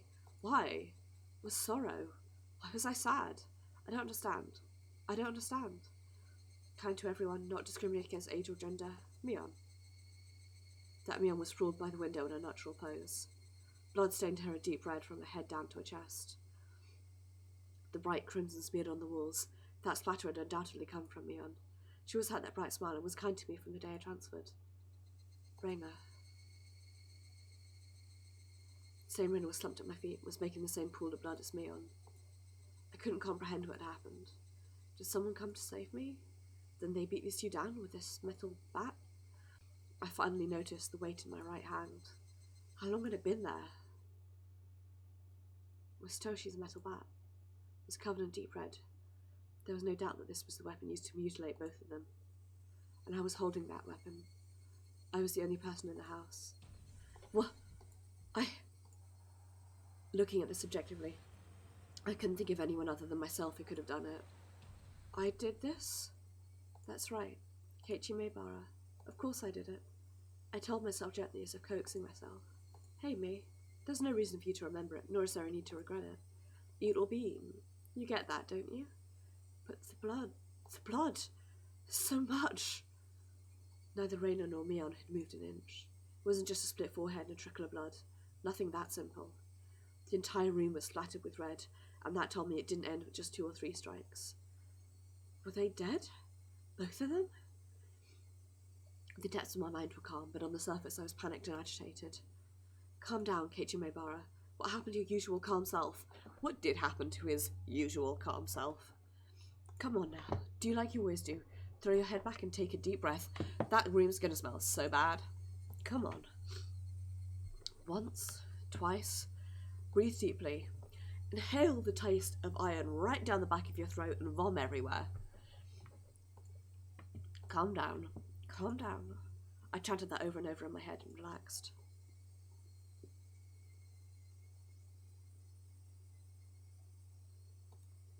Colour came back to my vision and smells reinfused the air. Don't think you want smells to reinfuse the air. At the same time, I remembered what happened when I blacked out.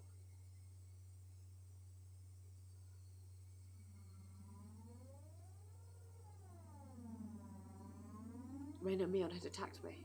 They were about to inject me with whatever caused the same symptoms as Tomitake. Right before that happened, I fought back. Twisted my whole body and threw Raina as she was pinning my arms. You know, once upon a time, I used to know how to throw somebody who was holding your arms behind your back. I don't anymore, but I did used to. Then I followed through with my spin and rammed my foot as hard as I could into Mion's torso. It was soft. Raina tried jumping on me, so I tackled her as hard as she can and slammed her back against the wall. Exactly. Exactly, Nagels. I didn't let that brief moment of having them off balance slip by. It was Toshi's bat that was left carelessly by the side of my desk.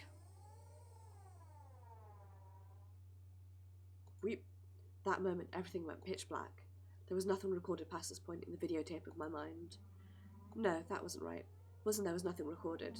It was recorded just fine, just the other me inside myself had told myself not to look and turned off the TV. Just because the screen got black and I couldn't see it, didn't mean that the videotape within me hadn't recorded it. The TV was just off. The video was still playing. The tape within me, creaking along, still playing. On the other end of that pitch black screen, that horrifying video was still playing on. Compared to this, though, the scene right before my eyes, was still so difficult to take in. There was blood splattered everywhere on the walls, the two of them in these unnatural poses. Not a sign of movement from them. Couldn't even tell if they were breathing. No matter what the circumstances were, my friends, these girls, I had attacked them.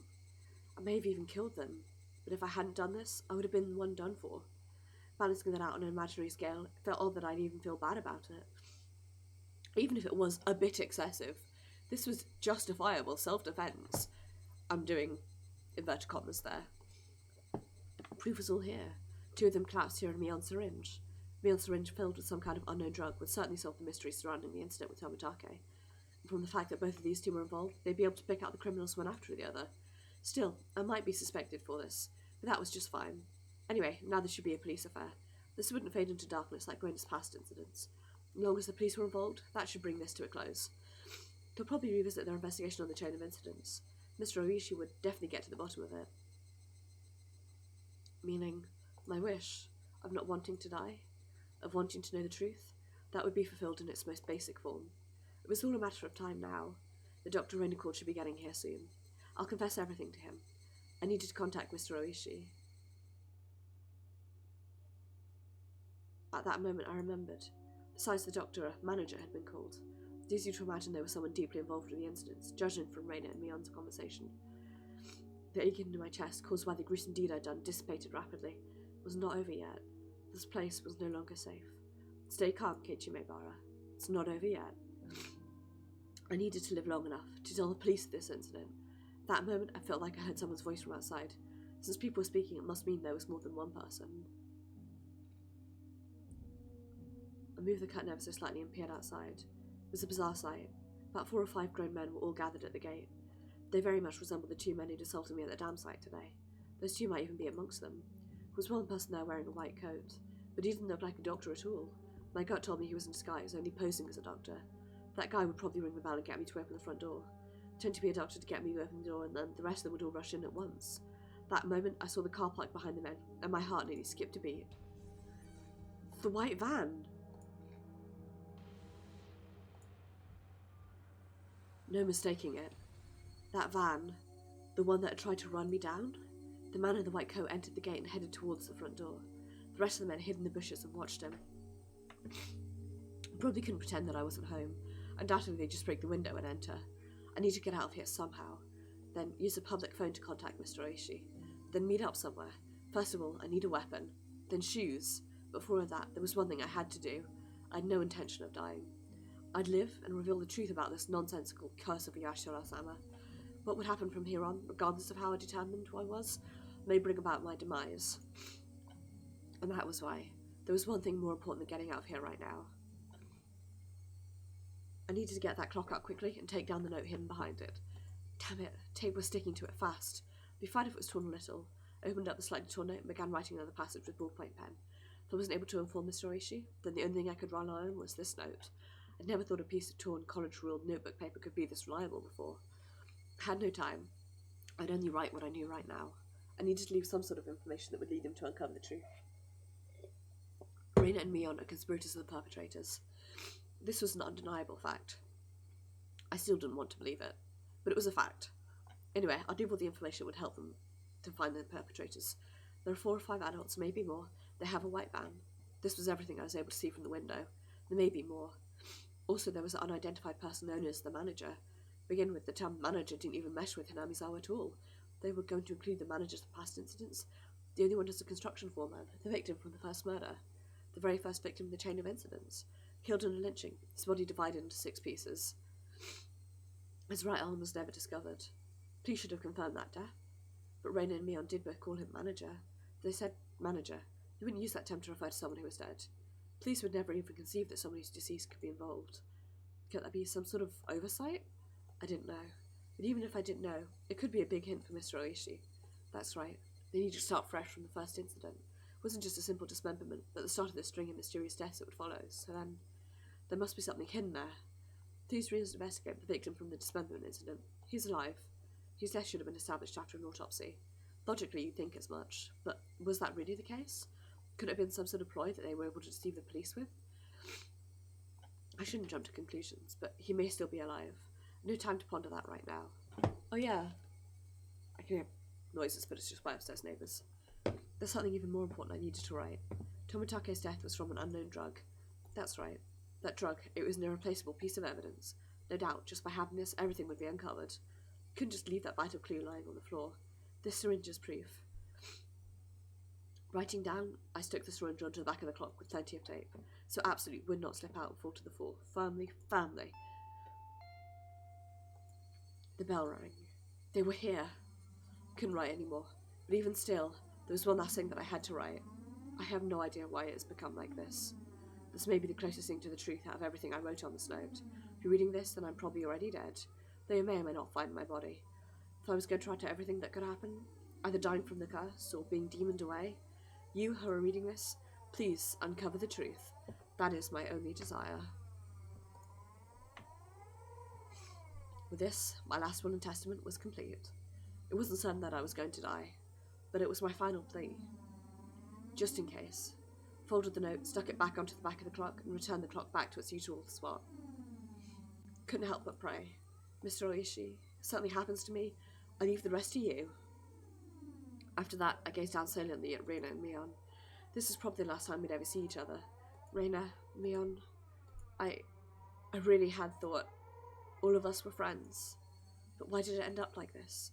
Never had any fun in my previous school, only worried about standardised test scores, about the school I hoped to get into was where I really wanted to go, or a safety net.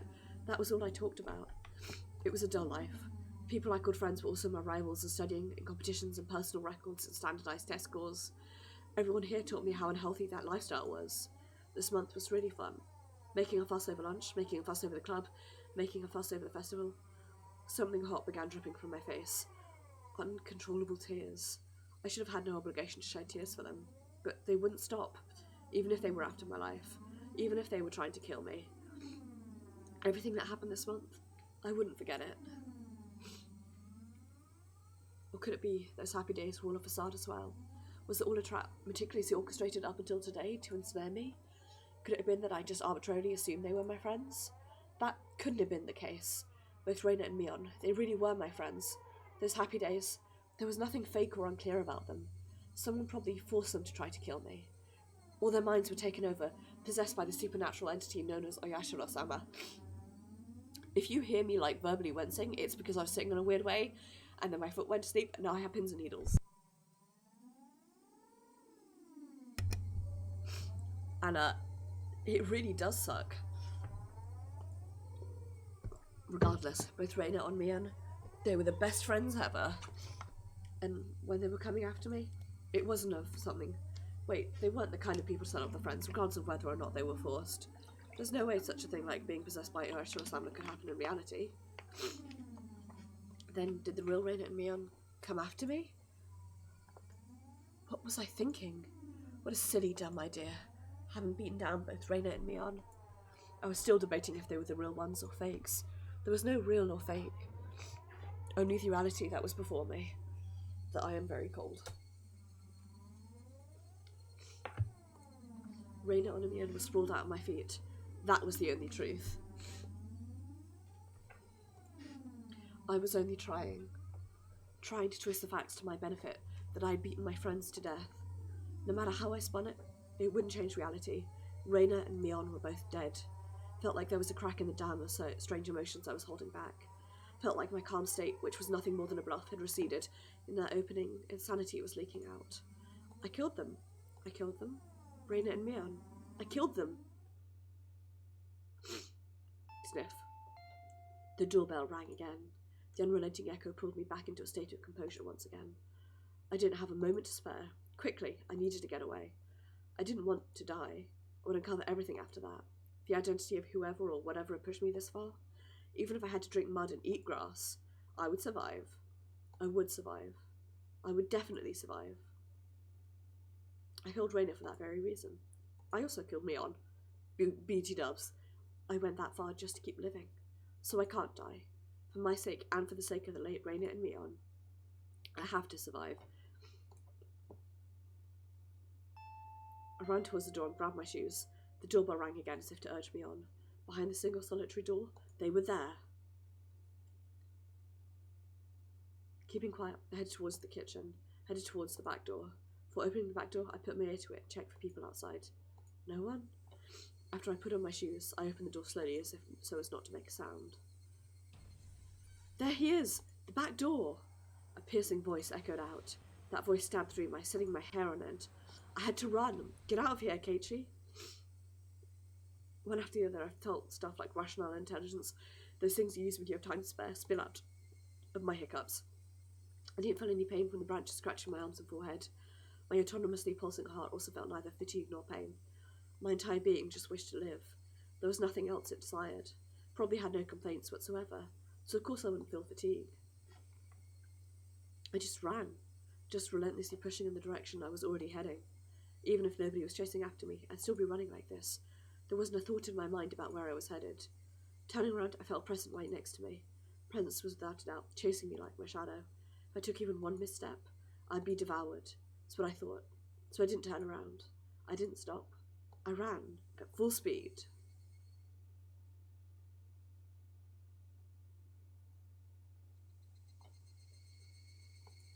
That was the chirping of the Higurashi telling me it was evening, trying to tell me something, and then I finally heard it. The wailing cry of the victims who didn't make it. Would I be joining them?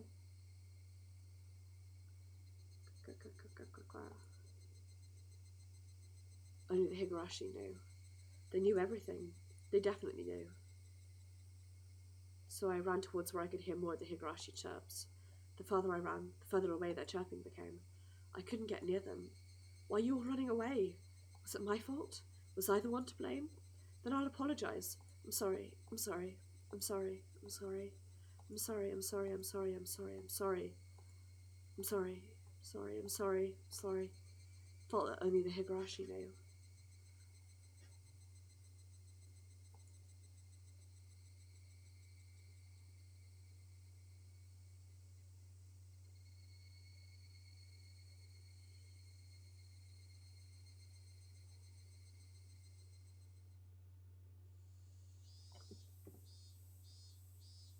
The smoking room was filled with a cloud of cigarette smoke. The expensive smoke filter gave us some crackling electric noise, but it didn't seem like it was doing anything at all. Why do smokers have to be shoved so far down the corridor where the sun didn't even reach? Recalled hearing that the tax revenue from tobacco was about a tenth of the municipality's revenue. We're the most heavily taxed members of this we were the most heavily taxed members of this municipality. Got there eventually, so I really wish they chose a little more respect. Why would you discard the 5-man zoo there? It's just decreasing your options. One of the younger detectives was having a staring contest with a Mahjong magazine called Next Turn. It's still in Tenpai if you cut the 5-man zoo. If you're betting on a Haite, then shouldn't you be going into it with a manga? Kimmer, look at the bond. They all discarded a 5-man zoo. It's a safe tile. You'd hate if at the end game someone was sitting on a Tenpai in the last turn, wouldn't you? The kid let out another groan, put out a cigarette, then took another one out. I just don't agree. Why would you reduce your own options? By the way, you can't call Ron with your winning tile in that Haite. What? Why is that? Just then, I heard a voice coming down the hall. Are you here, Mr. Oishi? You have a call from a civilian. Whoa, ain't that something? Well, see you soon. Dramatic sniff.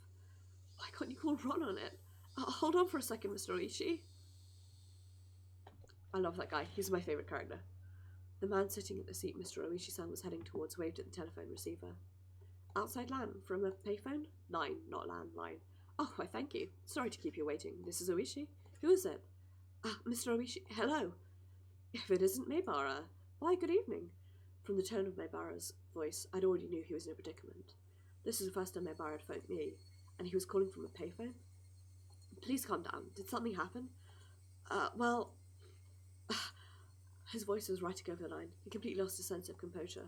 After checking that nobody else could hear, I prompted him in a hushed tone. What happened? Calm down, Maebara. I can have the local officers head to your location. I'll be there soon, too. I think that's... impossible. His voice was quivering and hoarse. He wasn't surrounded by people, even as he was making this call, was he? Maebara, you're calling from a payphone right now, right? Where is that payphone? There were other sounds besides Maebara's voice. Had to be a phone booth. I scratched out a note, thrust at my colleague sitting across from me. Naomizawa, phone booth. He understood quickly and hastily started on the internal lines. Calm down, Maebara. What is your current situation? Usually it wasn't a good idea to tell someone panicking to do so, but this was not a usual case. Maebara didn't just get in trouble, get away, and then call me.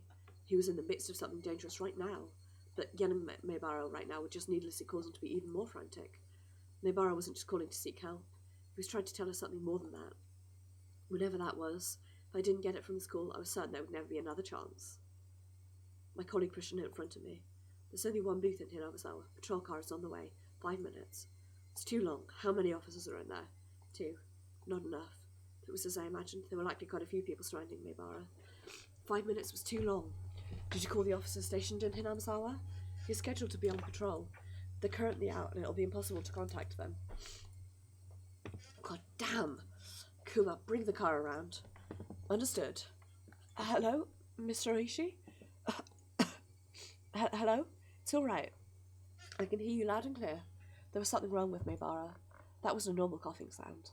Vomiting? Was it blood? Had he already been attacked? Was he injured?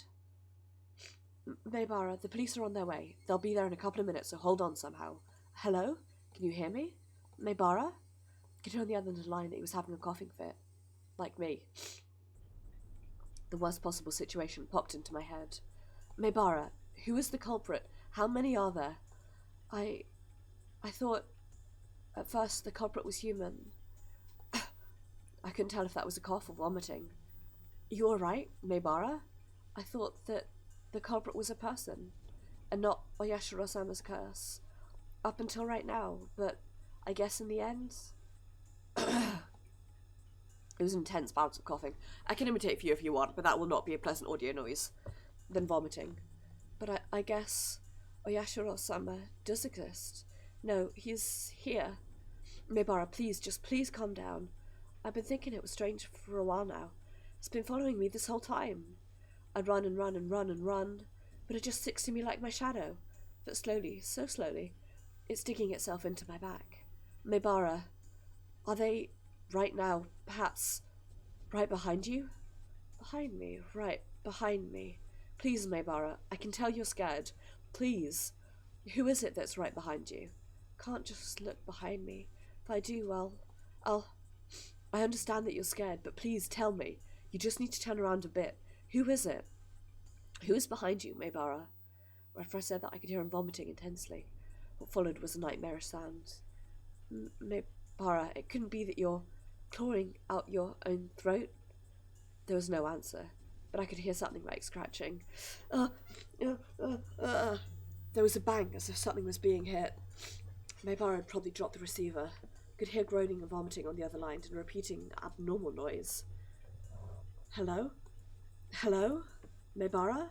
Hello? I knew how far away my voice would sound on the other end, but I couldn't help but shout. That moment I heard whispering coming from the other end. Couldn't tell what he was saying. From the way he was saying it, was he talking to himself, or was he talking to someone there? Hello? Maybara? Rather than whispering, it was some kind of mantra he was chanting over and over. Focused my senses, trying to pick up what he was saying. What was he repeating? What exactly? Beep. Suddenly the line went dead. Did he use up his time? It's because it was a payphone. It's because he cut it out so abruptly. Last thing he said came out so clearly in my mind. Mr. Oishi, the car is good to go. Mr. Oishi? It was... I'm sorry. Mr. Oishi? That's what he was repeating over and over. He said, I'm sorry. I had a gut feeling. There was no longer a need to hurry.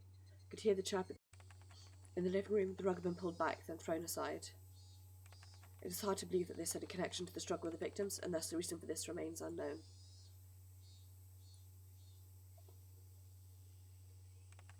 In the kitchen, the garbage bag was torn apart and its contents were spread out on the floor. Garbage was strewn about in the surrounding area, and handprints believed to belong to the suspect were discovered. It's believed that the suspect had for some reason taken out the garbage and struck it with his fists.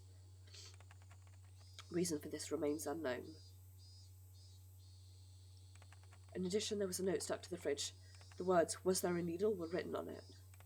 The meaning behind this remains unclear. Just in case, the garbage was searched, but a needle was not discovered. Though the garage door was functional, it had been left open ever since the suspect moved in. The garage door was found closed. The suspect's fingerprints were discovered on the garage door. The reason behind this remains unknown. The suspect fled the scene of the crime. However, a patrolling officer, Hinamizawa local PD, found the suspect collapsed inside a phone booth. At the time of discovery, the suspect was unconscious and critical condition. He was rushed to the local hospital for treatment, but did not regain consciousness and died 24 hours later. The results of the autopsy indicate the immediate cause of death to have been hypovolemic shock. It was determined that the suspect had clawed at his own throat with his fingernails, and the resulting bleeding caused his death. With a similarity to the death of Tomitake the prior week, police believe there to have been a connection and have opened an investigation. However, due to the wish of the local authorities, it will be a confidential investigation. Due to the abnormal nature of the death, it was suspected that drugs were involved, but as with Tomitake, no traces were discovered. What prompted all this remains inexplicable. As such, this case is being treated as an act committed on impulse. With several accounts of the suspect's bizarre behaviour leading up to the incident, it is possible premeditated. Separated from his group of friends, isolation, inexplicable behaviour. Several days before the incident, the suspect had been carrying around a metal bat. The suspect was observed displaying aggressive behaviour, as well as talking to himself at school. Am I live? Phew! Okay, I think the London servers are having issues. My guess is that's what the issue was, so I do apologise for that. We're back, everyone. Phew. Right.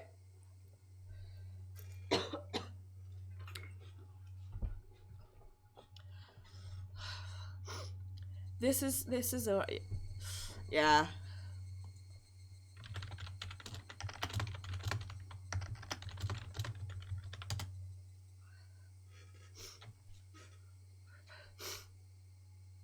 Well, I do apologise for that. I have no idea what happened.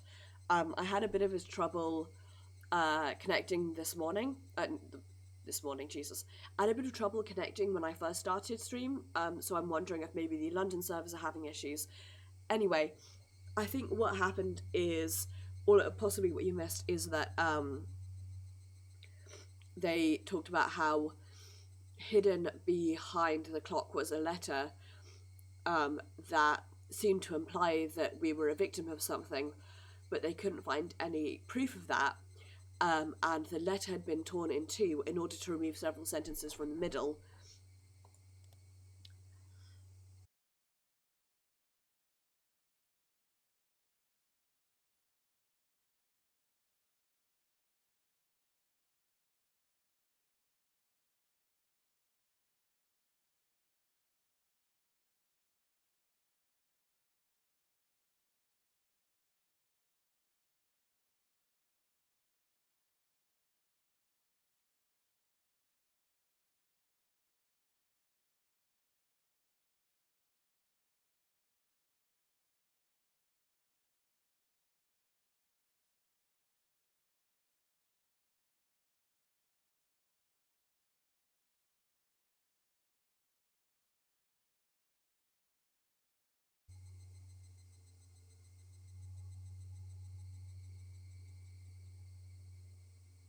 Okay, are we back?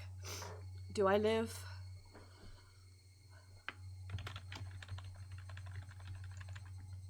Right, I'm going to try and rush through this then, because I think Twitch is having real issues. I am so sorry about this. I don't understand what's happening. Twitch is telling me to stop and go to bed. Basically, Mebara said he wasn't involved and they couldn't find anything. The suspect's notes. Keiichi Mebara, am in fear for my life. Oishi, rather. Do not know why they are after my life. The only thing I do know is that it has to do with Oyashiro-sama's curse. Reina and Mion are conspirators, the perpetrators. There are 4 or 5 adults, maybe more. They have a white van. This is all on the first sheet. Everything below this has been ripped out. This is from the second sheet. Everything above this has been ripped out. I have no idea why it has become like this. If you are reading this, then I am probably already dead. Though the only difference may be the presence or lack of a body. You who are reading this, please uncover the truth. This is my only desire. Keiichi Mebara.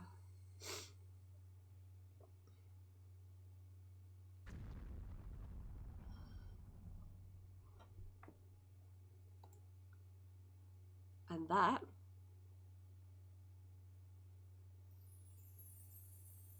let's select extra on the title menu and then cast review session.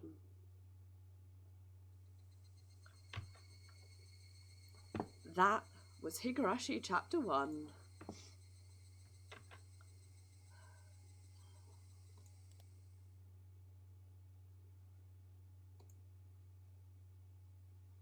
Okay. So now we can click about and see what we've missed. We can see all the tips. We can also see this.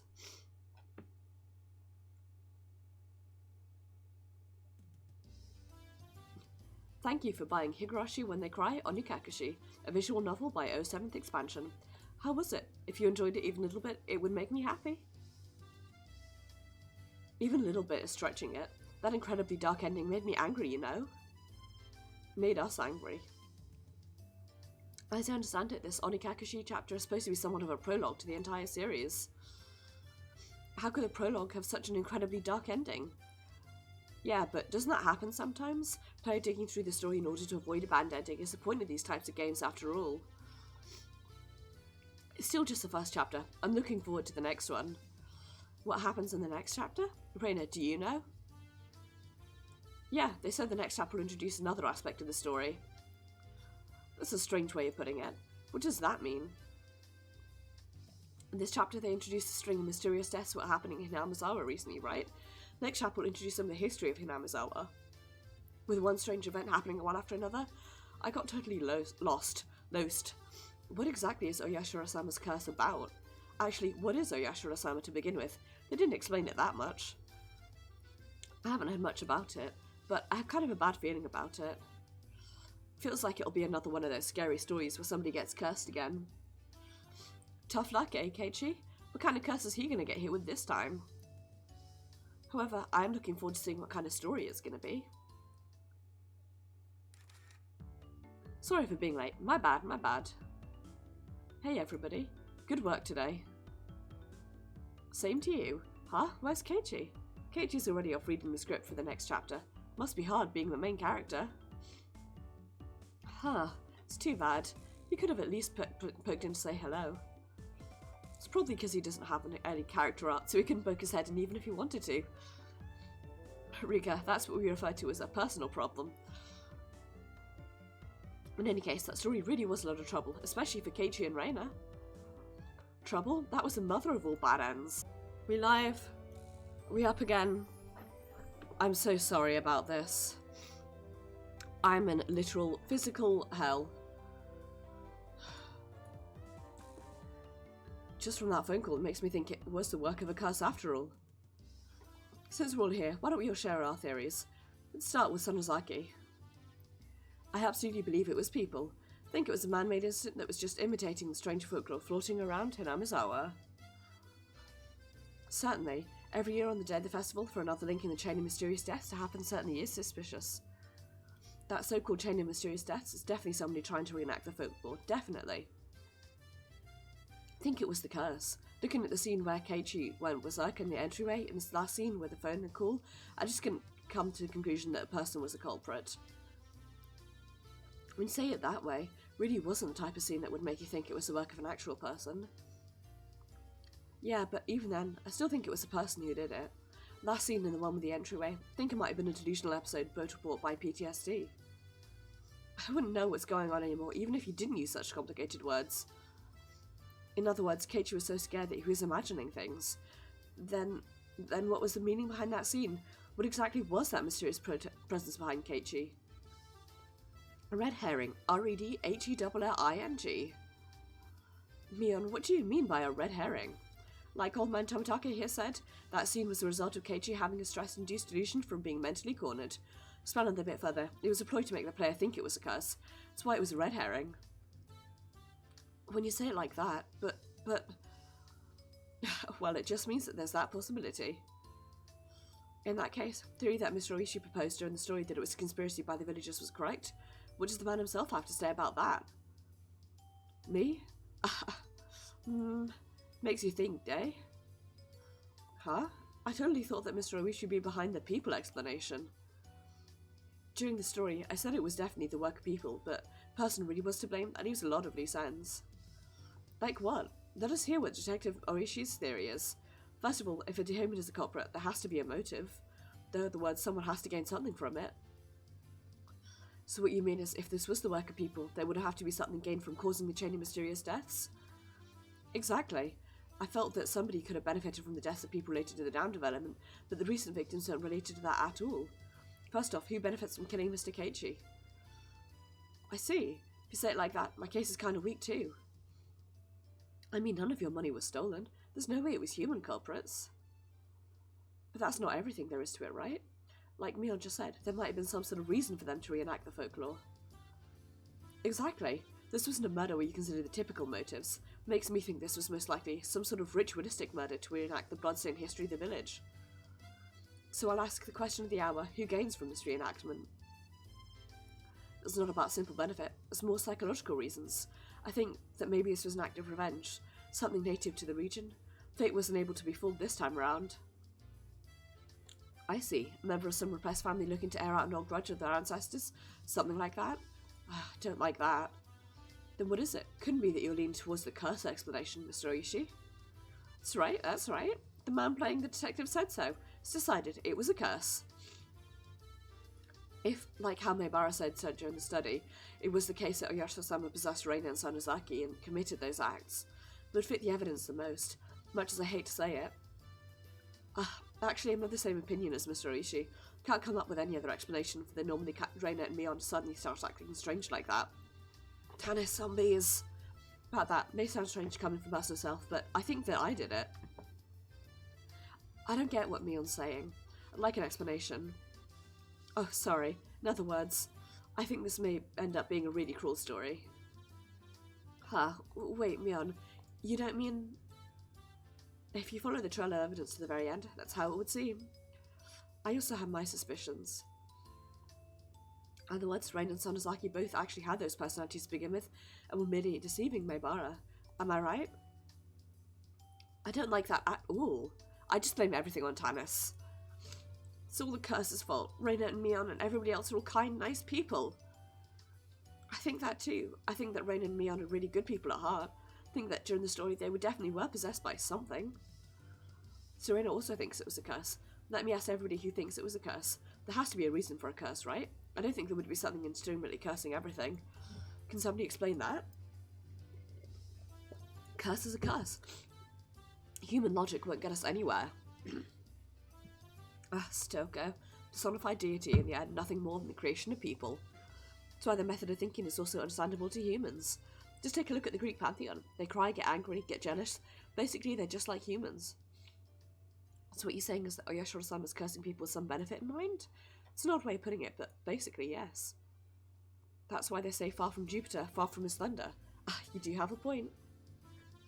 Basically, it doesn't matter if it's Oyashiro-sama or humans. There has to be a reason. But Rika, what if that reason isn't clear? I don't know. That's right. This is still just the prologue. There's still a lot of stuff that hasn't been revealed yet. Yeah, it's hard to come up with any more theories at this point. No, I won't be satisfied until this is all made clear. Mion seems rather particular about this as well. We'll just make the best with what we know. Doesn't this feel interesting? Like the club a little bit? Yeah, if you put it that way, it does seem interesting. Well then, let's summarise. Let's see. I think it was a curse. Tomitake thinks it was people, right? Yep, I'll go with it being people. I also agree with the people explanation. That's not to say I hate such fantastic things like curses, but in this particular case, the connection to a curse is a little weak. T for the people explanation then. Reina was on the curse side of things, right? Yep, Stoko and I believe it was a curse, right? Yeah, I think it was a curse. People who say that Reina and Mion were evil to begin with are the more benefiting of the curse. Well, I don't want to believe that my own personality was that twisted, but I have to be cool when I'm in club mode. If I base my choice on just emotion, I'll regret it, you know? Well now, doesn't really matter which side you pick, does it? Huh? Rika hasn't said anything yet. What do you think? I don't think that Oyashiro-sama is a bad god. That's an interesting opinion. I don't want to worship some bad god that just curses people. I like a generous god more than one that curses. That's right, Rika's a shrine maiden. Yep, good opinion. Then what? If Rika doesn't believe that it was Oyashiro-sama, then do you think the perpetrators were human after all? We'll just go with that. Well now, that means the votes are split right down the middle. So half of us think it was a curse and half of us think it was people. Reina, just for reference, what did the test players who played the beta version think? Yeah, there were a lot more players who believed in the people explanation. I don't have an opinion yet because I don't have enough answers. Meta and comrades are cool, collected, and very observant. But the beta version only finished partway through the story. That's right. Even the people who played the beta might change their minds if they got through to the very end. What should we do then? This means that the opinions are still split. It's no fun if we don't settle this. Arm wrestle! We need there to be an odd number of judges, in other words. We need one more opinion. Perfect timing then. Why don't we ask Keiichi himself? Let's call him. The opinion of the victim himself is very valuable. Since that's decided, it's time for the phone.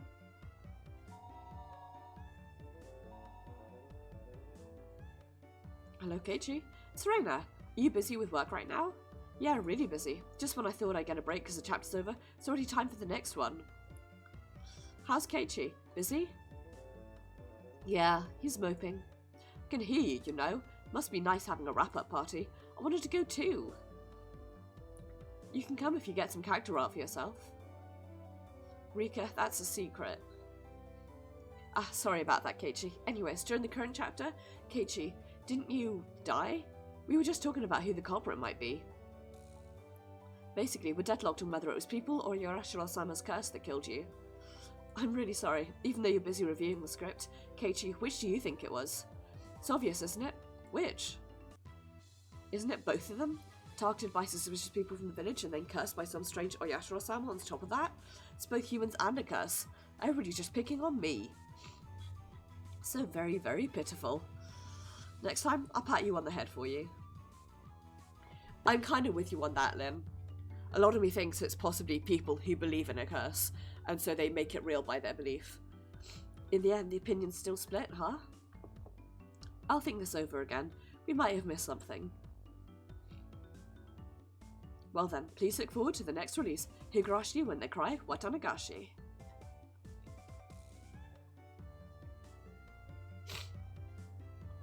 Like this music, it's very funky.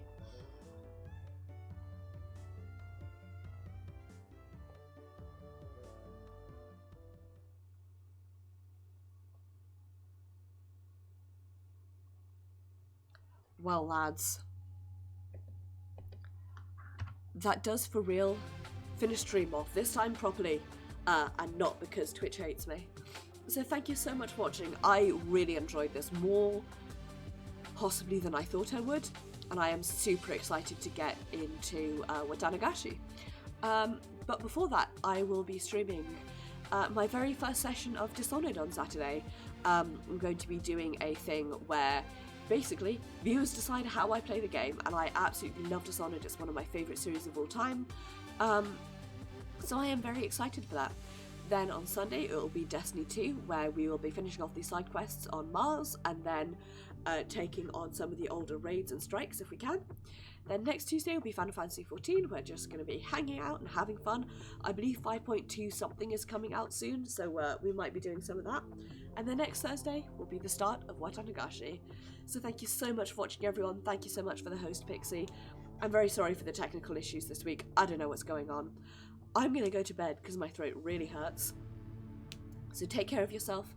Have a wonderful evening. Don't let the Rainer bugs bite. And I shall see you guys on Saturday.